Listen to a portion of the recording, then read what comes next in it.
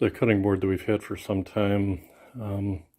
It was dropped early on and some cracks formed.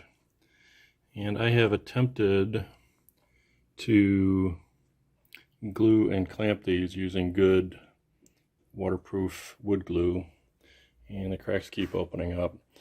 Got a couple more over here. I think I'm going to try and fix 2 of them today, and we'll see how it goes. My intent is to route a slot through and through all the way to like about here. So I have a 1/4 inch slot that goes from there to there. I'm going to fill it with some maple that I've got and see if filling it will work. So I'll let you know.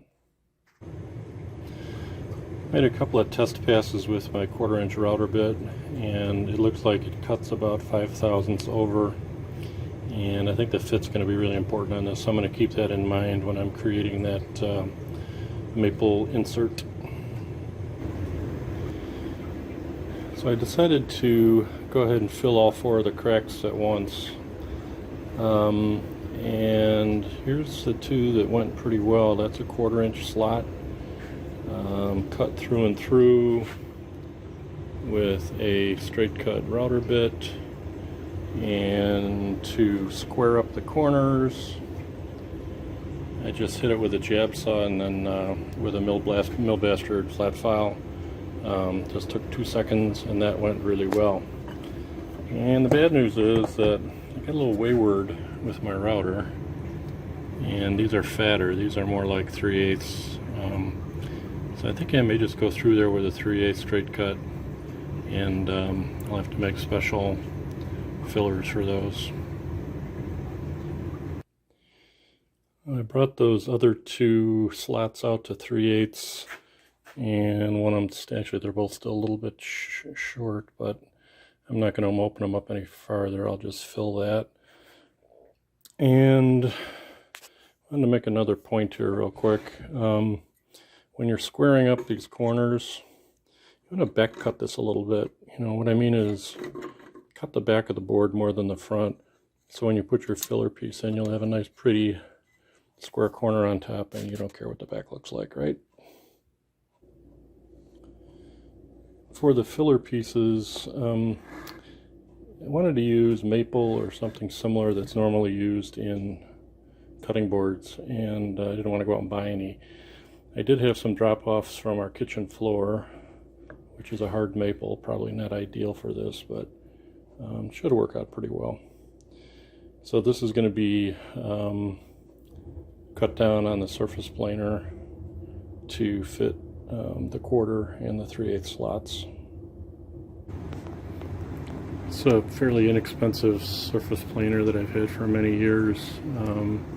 Still works fine. I can only cut maybe a 1/16 or less at a time, so I cut my flooring into 2 pieces, and I'm running it through a little at a time here, and I'm going to try and come up with custom thicknesses for each slot.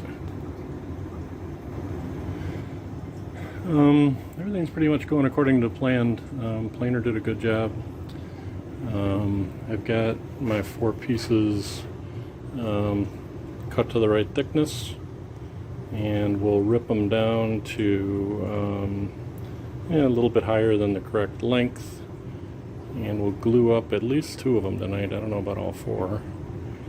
See what happens in the morning.